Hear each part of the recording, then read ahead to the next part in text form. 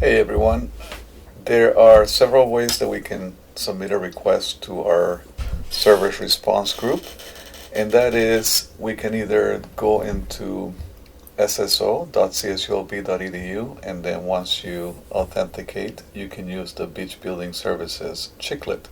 Now, you need to have an account for this, so you need to send us a request that you would like to be able to submit requests online. And then that's one way. The other way is you can just do a quick Google search, CSULB BBS, and then that's Beach Building Services. And you can click on that and select Request Services. Now the neat thing about this is you can also log in to self-service here, but you can also look at if you're submitting a chargeback work order, you can look at the crew rates, for example, so you get an idea of some of the costs for the services. You can also call in if you have questions, and they can also submit a request for you if it's a simple one. And then the other thing is you can also look at the billable maintenance services that we have. We can click on that. So it kind of gives you an idea of what's billable and not billable, for example. The other thing is you can also submit an email with questions or requests. If it's simple requests, you can also just submit an email and somebody will answer you from our service response group. And then finally, if you don't want to see the video and you want to know how to use the system, you can also just click on the PDF, and the PDF will show you the same thing that I'm about to show you right now. All right, so let's look at this. I'll just go here to the chiclet, Beach Building Services. Now, most of you are not going to have a whole bunch of these icons here. Now, I got access to everything in the system, but you will more than likely have just the service request and maybe my Planon. Some of the coordinators will have the coordinator tools as well. Okay, if you don't see anything here, you can go to this little gear here on the right hand side, click on it, and you can start adding things that you don't see in there that you would like to have. Okay, as long as we gave you access to the modules, you'll be able to add them to it. And then if you don't want to have too many things that you don't need, you can also remove them.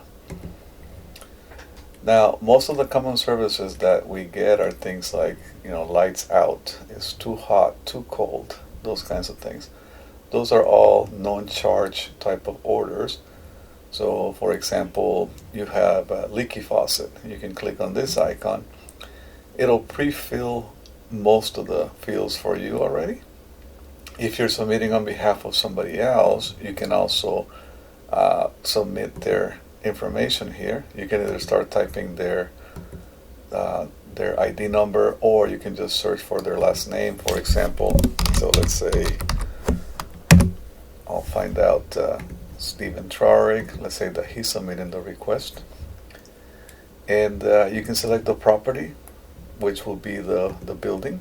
You can just type the acronym, for example, and click search and select the Bromman Hall, for example. You can select the room number, the date that you would like this completed by. It's all optional. If this is an asset like a vehicle, you can also look for that vehicle. And tracking number, for department tracking number, that's for your own tracking number. Some departments like to track things for certain things like chargebacks and things like that. Finally, the details, it's everything that you know about the request that you want. And you can also submit attachments like documents or photos, for example. You click submit, and an email gets sent out to you and to the person who submitted, so also on behalf of what's requested. They also get an email saying, this request have been submitted. Our service response teams basically gets those new requests, and they start assigning it to the right technician and start looking at all the finer details of it to make sure that it goes to the right person. When the technician solves the problem, they close the work order, and you will also get an email saying that the order has been closed, and it has all the details in the order. You also get a link to submit feedback if you like, and you should also get details about the cost if there were any.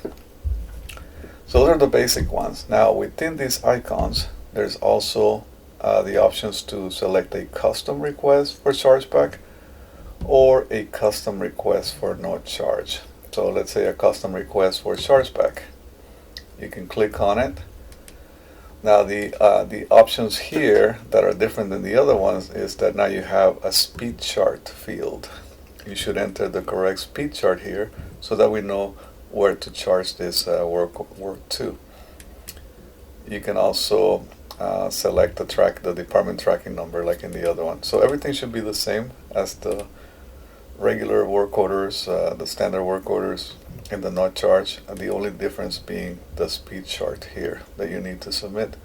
That way we know where to build this to. And then so some of the tools that you have are things like my department active orders, my active requests, for example. And so you can click on that, and this will be tied to your specific request. Okay.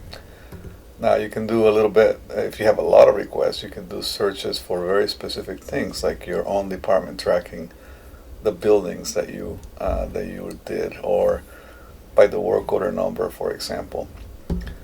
Okay, so you can actually click on it, and you can get all the fine details related to that request that you had. Now these ones were mine, I really don't have that many.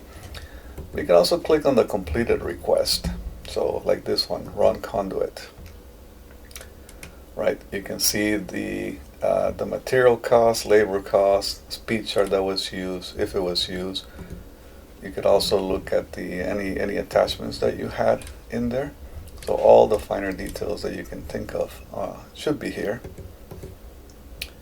Some of the other things is if you are an approver, if there are orders to be approved, you will also see here that those orders have been waiting to be approved.